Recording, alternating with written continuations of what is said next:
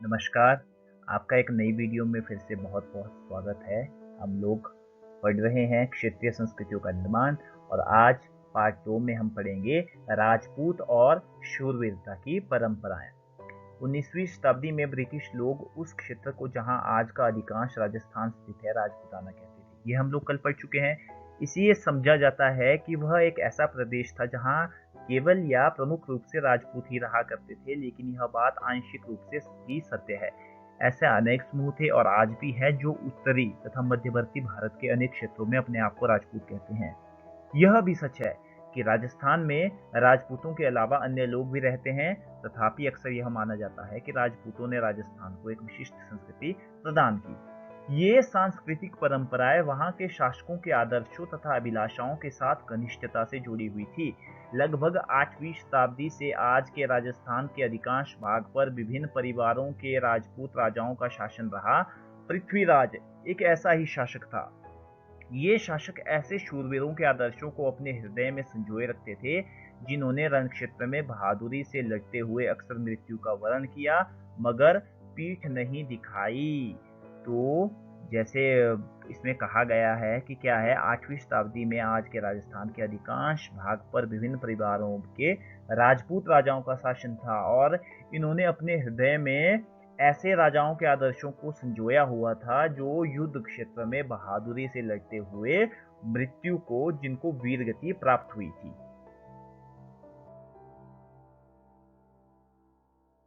अब क्षेत्रीय सीमांतों से परे कथक नृत्य की कहानी, बहुत ही एक इम्पोर्टेंट नृत्य के बारे में पढ़ने जा रहे हैं। आपने इसको बिल्कुल ध्यान से देखना है। यदि शूरवीरता की परंपराएं भिन्न भिन्न क्षेत्रों में भिन्न भिन्न रूपों में मिल सकती है, तो नृत्य के विषय में भी यही सत्य है। आइए नृत्य के एक रूप कथक के इतिहास को देखें। यह नृत्य शैली उत्तर भारत के अनेक भागों से जुड़ी है। कथक शब्द कथा शब्द से निकलता है। आपने इस चीज को ध्यान में रखना है कि जो कथक शब्द है वो कथा से निकलता है, जिसका प्रयोग संस्कृत तथा अन्य भाषाओं में कहानी के लिए किया जाता है। कथक मूल रूप से उत्तर भारत के मंदिरों में कथा यानी कहानी सुनाने वालों की एक जाति थी। ये कथाकार अपने हाव भाव तथा संगीत से अपने कथा वचन को अलंकृत किया करते थे। 15वीं और 16वीं शताब्दियों में भक्ति आंदोलन के प्रसार के साथ कथक एक विशिष्ट नृत्य शैली का रूप धारण करने लगा। राधा कृष्ण के पौराणिक आख्यान कहानियां लोक नाट्य के रूप में प्रस्तुत किए जाते थे, जिसे रासलीला कहा जाता था।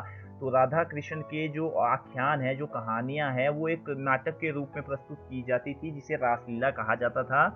रासलीला में लोक नृत्य के साथ कथक कलाकार कथाकार के मूल हाव भाव भी जुड़े होते थे। मुगल बादशाहों और उनके अभिजातों के शासनकाल में कथक नृत्य राज दरबार में प्रस्तुत किया जाता था, जहां इस नृत्य ने अपने वर्तमान अभिलक्षण अर्जित किए और वह एक विशिष्ट नृत्य शैली के रूप में विकसित हो गया। आगे चलकर यह दो परंपराओं अर्थात घरानों में फला फूला। राजस्थान के राज दरबारों में और लखनऊ में अवध के अंतिम नवाब वाजिद अली शाह के संरक्षण में यह एक प्रमुख कला के रूप में उभरा। ये आपने बिल्कुल ध्यान में रखना है कि किन दो घरानों ने जो कथक था इसको विशिष्ट पहचान दिलाई। एक तो हो गया आपका राजस्थान जयपुर के राज दरबारे, और उसके बाद दूसरा है लखनऊ में अवध के अंतिम नवाब वाजिद अली शाह के संरक्षण में। 1850 से 1875 के दौरान यह नृत्य शैली के रूप में इन दो क्षेत्रों में ही नहीं बल्कि आज के पंजाब, हरियाणा, जम्मू कश्मीर, बिहार, मध्य प्रदेश के निकटवर्ती इलाकों में भी पक्के तौर पर स्थापित हो गया। इसकी प्रस्तुति में क्लिष्ट तथा द्रुत पद संचालन, उत्तम वेशभूषा तथा कहानियों के प्रस्तुतिकरण एवं अभिनय पर जोर दिया जाने लगा। अनेक अन्य सांस्कृतिक गतिविधियों की तरह कथक को भी 19वीं तथा 20वीं शताब्दी में अधिकांश ब्रिटिश प्रशासकों ने नापसंद किया। फिर भी यह जीवित बचा रहा और गणिकाओं द्वारा पेश किया जाता रहा। स्वतंत्रता प्राप्ति के बाद तो देश में इसे 6 शास्त्रीय नृत्य रूपों में मान्यता मिल गई। तो ये जो कथक है, कथक का मतलब क्या होता है? कथा। ठीक है। और मूल रूप से ये क्या थी? उत्तर भारत के मंदिरों में कथा यानी कहानी सुनाने वाली एक जाति थी और विभिन्न विभिन्न समय में इसे अपने विभिन्न राजाओं का जो संरक्षण वो प्राप्त होता रहा। लेकिन दो विशिष्ट घराने, राजस्थान जयपुर के राज दरबारे और लखनऊ में अवध के अंतिम नवाब वाजिद अली शाह के संरक्षण में ये प्रमुख रूप से उभरा। और बाद में ये शैली केवल उत्तर भारत तक ही सीमित नहीं रहेगी, बल्कि पंजाब, हरियाणा, जम्मू कश्मीर, बिहार, मध्य प्रदेश के निकटवर्ती इलाकों में भी पक्के तौर पर स्थापित हो गई। शास्त्रीय नृत्य, किस कला रूप को शास्त्रीय माना जाए? इस प्रश्न का उत्तर देना अक्सर बहुत कठिन होता है। क्या हम उस रूप या शैली को शास्त्रीय कहते हैं जिसका विषय धार्मिक हो, अथवा क्या हम उसे शास्त्रीय इसलिए मानते हैं क्योंकि उसके लिए अत्यधिक कौशल की आवश्यकता होती है जो कई वर्षों के लंबे प्रशिक्षण से ही प्राप्त होता है, अथवा यह शास्त्रीय इसलिए है क्योंकि यह निर्धारित नियमों के अनुसार ही प्रदर्शित अथवा प्रस्तुत किया जाता है और उसमें विभिन्नताओं को प्रोत्साहन नहीं दिया जाता है। ये ऐसे प्रश्न हैं जिनमें हमें विचार करने की आवश्यकता है। यह भी स्मरणीय है कि बहुत से ऐसे नृत्य रूपों में जिन्हें लोक नृत्य की श्रेणी में रखा गया है, वे विशिष्टताएं पाई जाती है जिन्हें शास्त्रीय रूपों का विशिष्ट लक्षण बताया जाता है। यद्यपि शास्त्रीय विशेषण का प्रयोग उन कला रूपों की श्रेष्ठता का सूचक हो सकता है, फिर भी यह शब्द शब्दशः सही नहीं होता है। अन्य नृत्य रूप जिन्हें इस समय शास्त्रीय माना जाता है निम्नलिखित है। तो देखिए, शास्त्रीय नृत्य किन्हें किन्हें माना जाता है। सबसे पहले है भरतनाट्यम। तो ये भरतनाट्यम कहाँ है? ये है तमिलनाडु में। आप इसको नोट कर लें, बहुत ही इंपॉर्टेंट है। अक्सर जो कॉम्पिटिटिव एग्जाम्स है उसमें भी पूछे जाते हैं, आप लोग इसको नोट कर लें। भरतनाट्यम ये है तमिलनाडु में। उसके बाद नंबर 2 पे है कथाकली। ये कथाकली जो है वो कहाँ है का शास्त्रीय नृत्य है? केरल का है। ओडिसी, ये तो बहुत आसान है, इसमें छुपा हुआ है शब्द उड़ीसा। कुचिपुड़ी, तो कुचिपुड़ी कहाँ है?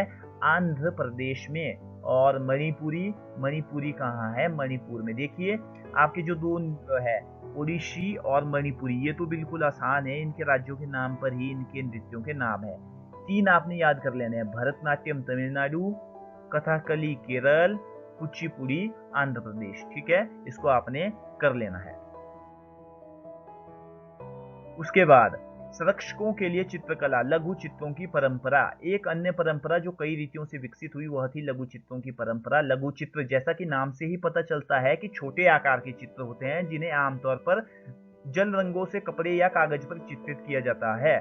प्राचीनतम लघुचित्र तालपत्रों अथवा लकड़ी की तख्तियों पर चित्रित किए गए थे। इनमें से सर्वाधिक सुंदर चित्र जो पश्चिम भारत में पाए गए थे, जैन ग्रंथों को सचित्र बनाने के लिए प्रयोग किए गए। मुगल बादशाह अकबर, जहांगीर, शाहजहां ने अत्यंत कुशल चित्रकारों को संरक्षण प्रदान किया था जो प्राथमिक रूप से इतिहास और काव्यों की पांडुलिपियां चित्रित करते थे। ये पांडुलिपियां आमतौर पर चटक रंगों में चित्रित की जाती थी और उन्हें दरबार के दृश्य, लड़ाई, शिकार के दृश्य, सामाजिक जीवन के अन्य पहलू चित्रित किए जाते थे। अक्सर उपहार के तौर पर भी इन चित्रों का आदान प्रदान किया जाता था और ये कुछ गिने चुने लोगों, बादशाह और उनके घनिष्ठ जनों द्वारा ही देखे जा सकते थे। मुगल साम्राज्य के पतन के साथ अनेक चित्रकार मुगल दरबार छोड़कर नए उभरने वाले क्षेत्रीय राज्यों के दरबारों में चले गए, जिन्हें आप अध्याय 10 में देखेंगे।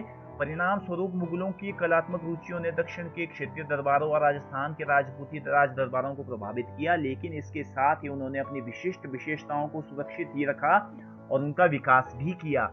मुगल उदाहरणों का अनुसरण करते हुए शासकों तथा उनके दरबारों के दृश्य चित्रित किए जाने लगे। उनके साथ साथ मेवाड़, जोधपुर, बूंदी, कोटा और किशनगढ़ जैसे केंद्रों में पौराणिक कथाओं तथा काव्यों के विषयों का चित्रण बराबर जारी रहा। तो लघु चित्र क्या होते हैं? छोटे आकार के चित्र होते हैं जिन्हें आमतौर पर जल रंगों से कपड़े या कागज पर चित्रित किया जाता है, जैसे आप यहाँ देख सकते हैं। ठीक है, ये एक लघु चित्र है और आप देख सकते हैं इसमें जो है यहाँ पर बाघ पकड़ा हुआ है, इन्होंने बाघ का शिकार कर रहे हैं और यहाँ पर आप देख सकते हैं कि घोड़ा है एक, है ना।